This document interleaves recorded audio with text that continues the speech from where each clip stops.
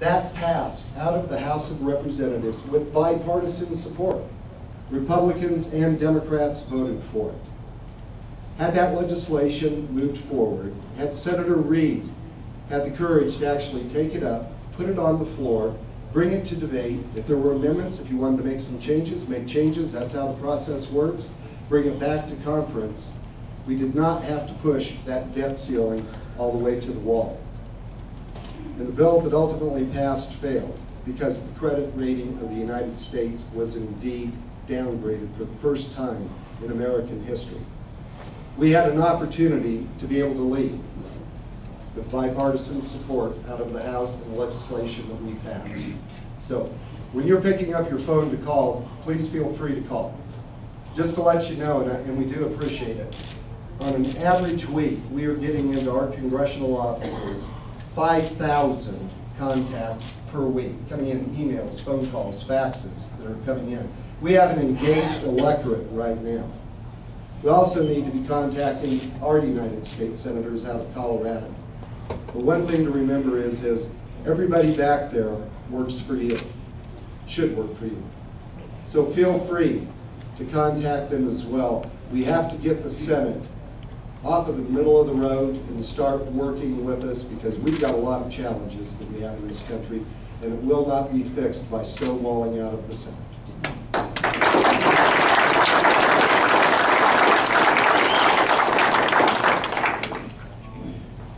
Hey, we're going to call two more. Please state your first, at least your first name, but first and last name when you come up before you ask your question. All right, 755.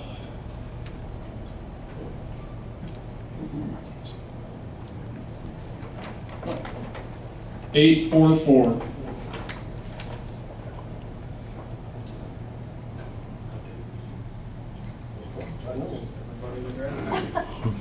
Seven 991.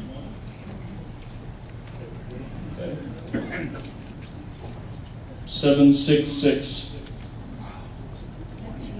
Oh. 785. I was slow to respond. Okay. All right. I'm sorry, and I hope you all appreciate the way we're doing this, because this is completely at random, and we make sure that everybody gets an opportunity here. So, please. I'd like to ask a question that isn't really my question, and then I'd like to ask my question.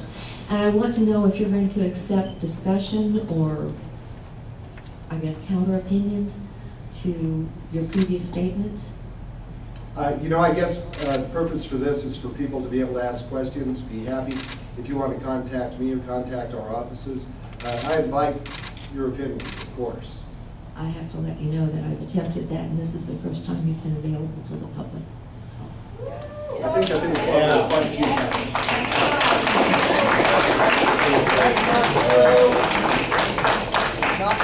The other incidents have been closed door, locked out, private events. Okay, the question that I have is, can you point to solid evidence that keeping taxes low for the wealthiest Americans is actually creating jobs? You know, when we look back to Bill Clinton lowered capital gains taxes in this country. What happened? We unleashed entrepreneurial capital that set off, just listening, I drove into Pueblo last night. We got here at about 11:30 at night, and I was listening to a radio program, and it was on Apple Computer, on Steve Jobs. He sought out venture capital, investment capital, that was provided because President Clinton had the wisdom to understand that always taxing more does not yield more. Creating more taxpayers actually yields more in this country. So that is a prime example, because typically whenever we're talking about capital gains, we make the assumption that it's going to be for the wealthy. A lot of folks here probably maybe own a couple of stocks. You've got a 401k that's in there. This creates an opportunity for people to be able to unleash entrepreneurial capital. Walk Main Street, Pueblo. I have. And I look at the empty buildings. Walk Main Street, Hotchkiss, small town on Western Slope. Many of you may not have even ever heard of it. Or Egner, Colorado. Walk through those communities and you see closed buildings. We need to be able to create that opportunity for Americans to be able to feel that they have the resources to be able to invest, to be able to create jobs. Because right now in Pueblo County, the county we're in, unemployment, 10.5%. That is just the reported unemployment. That does not include those who are just stopped looking for work or the underemployed in this district. When we go out throughout the 3rd Congressional District of Colorado, almost every one of our counties is exceeding double-digit unemployment, just with the official numbers. So what's going to be the best way? I actually happen to embrace that concept of creating more revenue going back into government. Let's get these people back to work. Let's get our people back to work. How are we going to be able to do that? Let me give you one thought that I have. 3rd Congressional District of Colorado is one of the most mineral-rich districts in the entire country. When we look at what's happening right now over in the Middle East, in Egypt, in Libya today, Tripoli has fallen. They're looking for Gaddafi. We move over into Syria. Assad is in trouble. There's rumblings now in Jordan. The entire Middle East, save Israel, our one true ally there, is very unstable. But unfortunately, a lot of the resources which we need to be able to drive our economies come through that Suez Canal. If that is interrupted, and looking around, some of you were around like I was in the 70s, when the oil embargo took place, and it shut down the American economy, wouldn't it be sensible for us here in the mineral-rich 3rd Congressional District to responsibly be able to develop some of America's resources?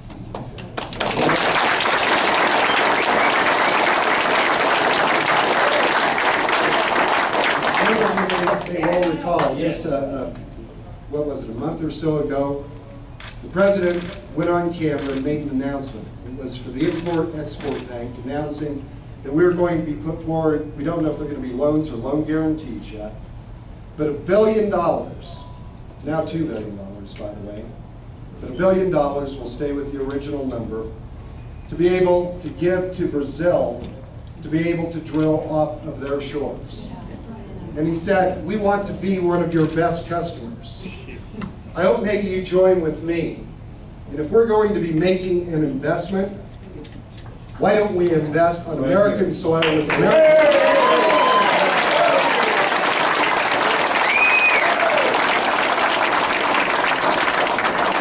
This can be an opportunity for us. So when we're looking at that tax code, we may agree. I think it does need to be reworked, simply because I think it's a shame when we look at General Electric not paying a dime in tax. Look at some of the oil companies, not paying a dime in tax. There's something wrong there. Let's eliminate those loopholes. We currently have the highest corporate tax rate in the world. Have Caterpillar, an American producing company, threatening to move over to Ireland. Let's keep those jobs here. Let's make America competitive. Let's make America the land where businesses want to be able to move to be able to create jobs on American soil. Right. Let's completely rework that tax code. Do away with the loopholes, lower that corporate tax rate, and let's benefit the American people and get our people back to work. We'll provide the resources that government needs to be able to operate. To me, that's going to be the most sensible and common sense approach.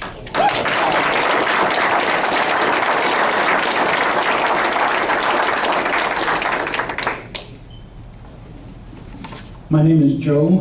That's Joe, not LeBron. I don't make $40 million a year. If I made $40 million a year, maybe like Warren Buffett, I wouldn't mind paying a little bit more. You partially answered my question, I think, hopefully. I think what you were saying is that you support the repeal of the Bush tax cuts. I hope that's what you were saying, because every credible economist so far has said there is no way we can reduce the debt without increasing revenue. And if you do not increase revenue on the top 2% that controls 96% of the funds, that means the rest of us, and I would bet everybody else in this room falls into that category, is going to end up paying for those corporate jets, those corporate pilots, in hopes that they will be the ones trickling down the jobs for the rest of us.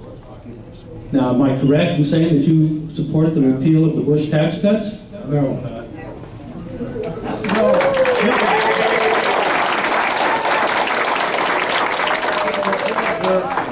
Because I understand what you're talking about. But here's the reality. You brought up the corporate jets that the president has pointed at. The union that builds those small corporate jets came out and chastised the president because it's going to kill American jobs. We need to remember that. If we were to incorporate, and these are just the statistics that come out, you know, I think it's time to stop playing with the numbers. But here are the statistics. If we were to go ahead and allow those to expire, we can run government for 23 minutes. 23 minutes. Unfortunately, we've got 24 hours in a day. That's not true. What we need to be doing is worrying about that 9.1% official unemployment, the 10.5% plus unemployment in Pueblo County, being able to get people back to work. When we talk about credible economists, a big supporter of the president, Mr. Bloomberg, Bloomberg Financial Services says, do not raise taxes now. Do not raise taxes now. So there is not a very credible economist, by the way, that is coming out. We need to get people back to work in this country. And the best solution to be able to achieve the goals that we need is not only cutting spending in Washington. We cannot forget that. Let me give you an example.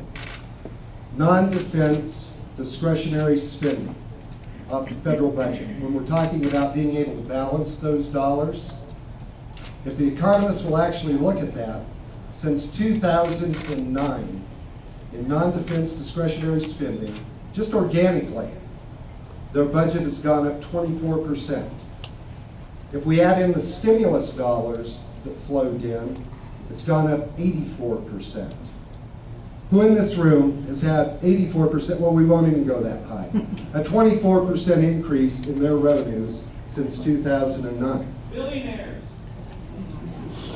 No, they haven't. So the reality is, whenever you talk about making some cuts, when we see an 84% increase in just 2 years in non-defense discretionary spending, if you talk about making a cut, it's typically couched in the words of draconian, slashing. They've had some tremendous budget increases that are there. Let's go back again to a number that we cannot afford to forget. $14.3 trillion in debt. We need to be reducing spending in Washington, D.C. We need to be enhancing revenues by getting Americans back to work. That is going to be the pathway to prosperity.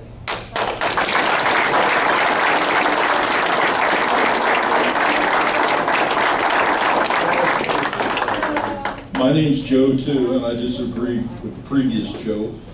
And I agree with what you just said, but what scares me is that I hear statistics like 40 cents of every dollar we have to borrow to get to pay. That scares me. Also hear that 80% of the money that we take in goes to things we can't touch. Like you just said, we can't touch Social Security, we can't touch Medicare, a lot of things we can't touch. How do we, is it too late? I mean, what are we going to do? It doesn't seem to be like, pardon me. Pardon me. You know, you can always tell liberals because they act like boors when other people are talking.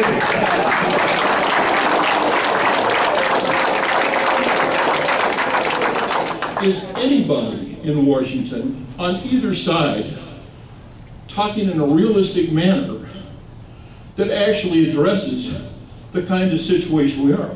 Maybe we'll have to take everybody down a little bit.